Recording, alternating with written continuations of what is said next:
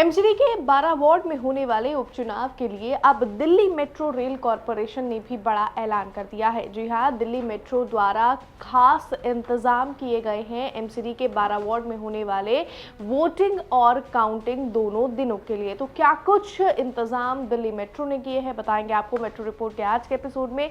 नमस्कार, दिल्ली तक देख रहे हैं आप, मैं हूं आपके साथ वैशाली महेश्वरी। एमसीडी के 12 वार्ड में होने वाले उपचुनाव के लिए दिल्ली मेट्रो ने खास इंतजाम किए हैं उनकी वोटिंग और काउंटिंग दोनों दिनों के लिए। या आपको बता दें कि 30 नवंबर यानी कल के दिन वोटिंग होगी और 3 दिसंबर को काउंटिंग होगी और इन दोनों ही दिनों के लिए दिल्ली मेट्रो ने खास इंतजाम किए हैं। तो सबसे पहले बात करते हैं 30 नवंबर की।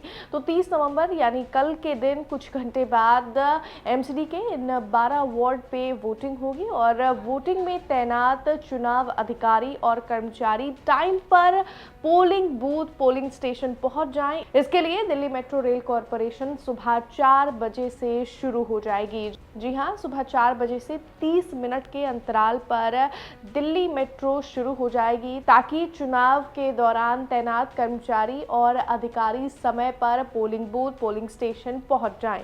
लेकिन आपको ये भी बता दें कि 4 से 6 बजे के बीच 30 मिनट के अंतराल पर मेट्रो चलेगी और उसके 6 बजे के बाद जो रविवार के दिन का नॉर्मल शेड्यूल है उसके हिसाब से मेट्रो चलेगी। और खास बात यह भी है कि कल के दिन यानी 30 नवंबर के दिन मेट्रो जो 11 बजे बंद हो जाती है वो आखिरी मेट्रो 11:30 बजे तक भी चलेगी, जिसकी जानकारी उन्होंने अपने ऑफिशियल एक्स पोस्ट पर दी। इसके साथ ही अब बात कर लेते हैं काउंटिंग के दिन की। जी हां, काउंटिंग इन 12 वार्ड पर चुनाव की 3 दिसंबर को होगी और 3 दिसंबर को भी 30 नवंबर की तरह ही जो पहली मेट्रो है वो सुबह 4 बजे से शुरू हो जाएगी और 4 से 6 बजे के बीच 30 मिनट के अंतराल पर मेट्रो चलेगी और 6 बजे के बाद जो नॉर्मल शेड्यूल होता है दिल्ली मेट्रो का उसके हिसाब से मेट्रो चलेगी।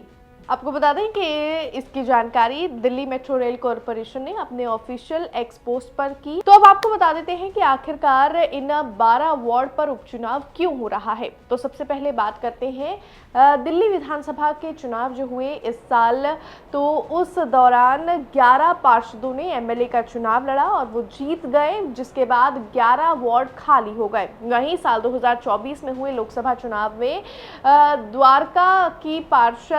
द्वारका बी वार्ड की पार्षद कमलजीत सहरावत ने लोकसभा चुनाव लड़ा, जिसके बाद वो भी वहां से जीत गए और जिस वजह से एक वार्ड और साल 2024 में खाली हो गया था। तो इस वजह से ये 12 वार्ड यहां से खाली हुए। और अगर 2022 के चुनावी नतीजों की बात करें तो 2022 में इन 12 वार्ड में से 9 वार्ड पर बीजेपी ने जीत हासिल की थी, वहीं अन्य 3 पर आम आदमी पार्टी के पार्षद जीते थे।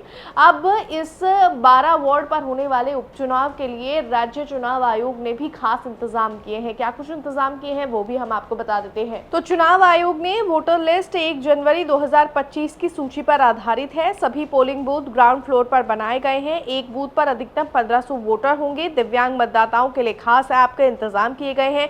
शिकायत के लिए अलग ऐप है। ईवीएम पर उम्मीदवारों की फोटो भी लगी होगी ताकि कोई कंफ्यूजन न हो सके। तो इसी के साथ इन 12 वार्ड पर होने वाले उपचुनाव के लिए बीजेपी, कांग्रेस और आम आदमी पार्टी ने तीनों ने अपने उम्मीदवार चुनावी मैदान में उतार दिए हैं। अब देखना होगा कल वोटिंग के बाद जब 3 दिसंबर को नतीजे आएंगे तो दिल्ली की जनता इन 12 वार्ड पर किन प्रत्याशियों पर भरोसा जताती है। इस रिपोर्ट में बस इतना ही, लेकिन दिल्ली से जुड़ी हुई तमाम खबरों को देखने के लिए आप देखते रहिए दिल्ली तक।